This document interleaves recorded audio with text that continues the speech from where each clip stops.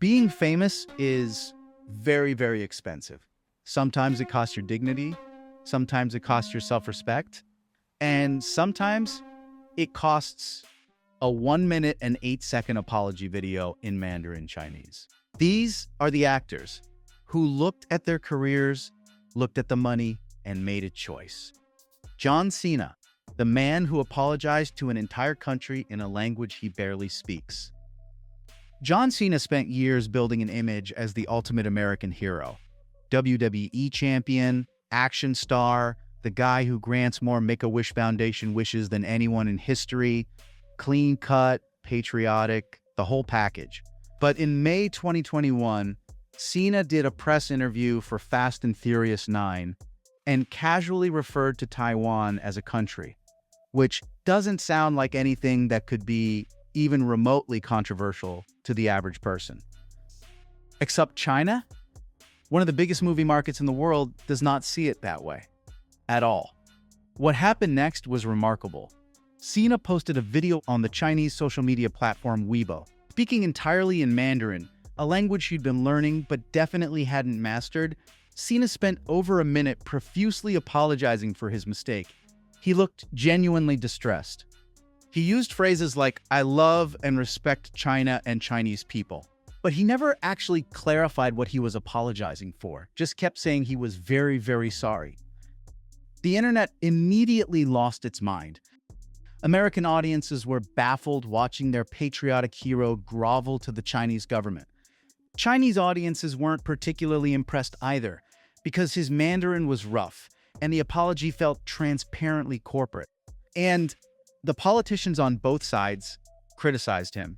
But Cena just stayed quiet and let it blow over, because Fast and Furious 9 needed to make money in China, right?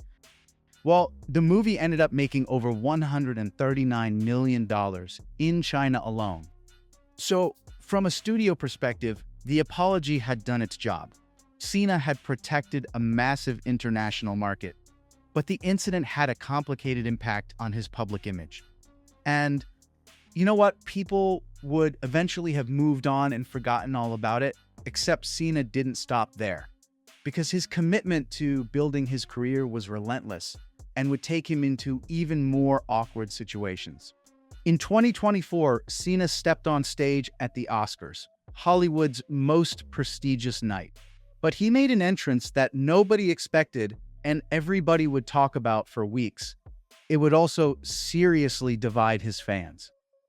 For some, it would appear to be nothing but harmless fun, but for others, it was proof that nothing was off limits, and it confirmed their suspicions that he'd do absolutely anything for attention.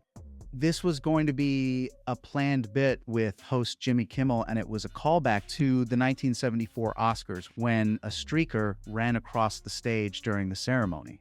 Kimmel set it up by asking, "Can you imagine if a nude man ran across the stage today?" Cena poked his head out from behind the wall, initially acting too embarrassed to go through with it. Then he walked out wearing nothing but a strategically placed envelope and a pair of Birkenstocks to present the award for Best Costume Design. John Cena, WWE champion and the all-American action hero, was standing on the Oscars stage in front of Hollywood's biggest stars completely naked with just one single envelope to cover himself. Yes, the bit worked. He had stolen the show, and it was by far the most memorable and talked about moment of the entire night. But for some, Cena had once again proven he was willing to do pretty much anything for attention. However, they shouldn't have been surprised, because almost a decade earlier, he'd already shown this was the kind of role he would say yes to. In 2015, he took a role in Trainwreck playing Amy Schumer's overly athletic love interest. The part required him to film very explicit scenes where he also had to talk dirty. A scene that Cena himself later described as really embarrassing and awkward. In fact, according to Lad Bible, he was so embarrassed on set that he couldn't even tell his partner about the scene when he went back home later that night. Then, in 2023, came his brief appearance as Mermaid Ken in the Barbie movie. His agents warned against playing Ken in the Barbie movie and begged him not to take the role. But Cena reportedly said something along the lines of, "I don't care," and took the role anyway. He showed up in the film for a brief but memorable appearance as a hyper-masculine Ken variant, flexed with a long blonde wig, and you know what? He owned it completely. I mean, you can't even imagine some of the other former wrestlers doing half of what Cena does. The Rock, Dave Bautista, Stone Cold Steve Austin. Yet John Cena just keeps saying yes, and Hollywood just keeps rewarding him for it. Eric Roberts, the Oscar nominee who said yes to 800 movies that nobody watched. In 1985, Eric Roberts was nominated for an Academy Award for his performance in Runaway Train. He was being compared to Marlon Brando and Robert De Niro. He was dating Sandy Dennis, working with major directors, and seemed destined for a career as one of Hollywood's great dramatic actors. Then something went seriously wrong. Drugs, addiction, and a car accident in 1981 had left him with injuries and, according to some reports, a difficult personality that alienated directors and producers.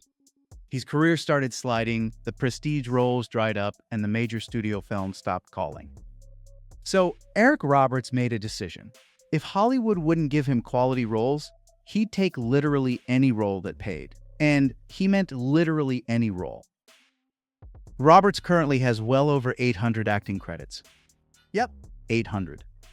He appears in multiple films every single year, most of which go straight to streaming or DVD without ever seeing a theater. He's been in action movies, horror movies, thrillers, comedies, exploitation films, movies that barely have scripts. If someone offers him money to show up for a day of shooting, he shows up.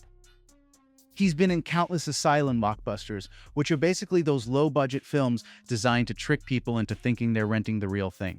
He's worked with directors nobody's ever heard of, on films that played in approximately 2 theaters. He's even voiced a talking cat in a film called The Talking Cat, which might just be the perfect example of how he operates. So, he voiced a CGI cat in a very low-budget family film, and the director later admitted that Roberts recorded all of his dialogue in 15 minutes in his own living room. This is probably why it was worked into the script that the cat can talk, but can only talk to a person once, because perhaps 15 minutes of him speaking was all the director could afford. So yeah, Roberts didn't even bother going to a recording studio. He just read his lines into a microphone at home, sent off the audio, collected his paycheck, and then quickly moved on to the next project. The trailer for that movie is genuinely hilarious and comes complete with Comic Sans font and terrible audio that is characteristic of low-budget movies. Anyway, the industry has labeled him the hardest working man in Hollywood because he'll say yes to anything. And he's become the go-to actor for producers who need a recognizable name but can't afford what it would cost to get a recognizable name in their movie. His IMDb page is so long, it's genuinely difficult to scroll through. But here's the thing, Roberts doesn't seem embarrassed by any of it. In interviews, he's remarkably candid. He needed to work, he liked working, he had bills to pay, and a career to maintain, even if that career looked very different from what it could have been. He took the work that was offered and kept showing up. His sister Julia Roberts became one of the biggest movie stars on the planet. His daughter Emma Roberts built a successful career in television and film. And Eric Roberts? Well, he decided to just keep accepting whatever project was available to him, even if that meant appearing in hundreds of films that most people will never even hear about, let alone see. From Oscar nominee to the king of direct-to-video and streaming, he chose a path that led him into a very completely different kind of career, one paycheck at a time. Miley Cyrus, the Disney star who used shock value as a career strategy. Miley Cyrus was Hannah Montana, one of the biggest shows to ever come out of the Disney Channel. Wholesome, family-friendly, loved by millions of kids and their parents. Her tour sold out instantly, her merchandise was everywhere, and she was already a massive star with a built-in fan base by the age of 16. But in 2013, she decided that wasn't enough. She needed to be talked about in a completely different way, and she was willing to do whatever it took to make that happen. And the 2013 MTV Video Music Awards became the moment everyone realized Miley had made that choice. She performed with Robin Thicke while wearing a latex bikini, twerking aggressively on a man almost twice her age, and making provocative gestures with a foam finger. Oh yeah, and Robin Thicke was married at the time. This upset a lot of people, and even the creator of the foam finger made a public statement saying she had degraded his product. Miley had successfully shocked the entire world, and more importantly, she had everyone talking about her. But it didn't stop there. The bangers era that followed wasn't just provocative, it was relentless. Music videos featured her naked on a wrecking ball, licking sledgehammers, twerking on her dancers. She started sticking her tongue out in literally every single photo. Every red carpet appearance, every paparazzi shot, every selfie. Then there was the constant stream of controversial imagery. For instance, she appeared on stage sliding down a giant image that included an inflatable slide, which looked like her tum. And she faced criticism for how she used little people as dancers in the tour. Every public appearance was designed to generate headlines and keep people shocked. And it worked. The album debuted at #1. And Wrecking Ball became one of the biggest songs of the decade. And Miley had successfully reinvented herself from Disney's Golden Girl to one of the most talked about pop stars in the world. But she'd also locked herself into a pattern she couldn't escape, because she kept having to go further in order to stay relevant. The bangers era gave way to the even more provocative Miley Cyrus and her Dead Pets era. Each reinvention required new shock tactics, new controversies, new ways to grab attention and prove she was still worth talking about. Years later, Miley admitted in interviews that the bangers era cost her everything. Her relationships fell apart, she lost people who mattered to her, but in the moment, the attention was worth it. Every controversy brought renewed interest, and every provocative moment kept her name in headlines. Hannah Montana made Miley Cyrus a star, but weaponizing shock value made her stay relevant in an industry that is well known for chewing up and spitting out former child stars.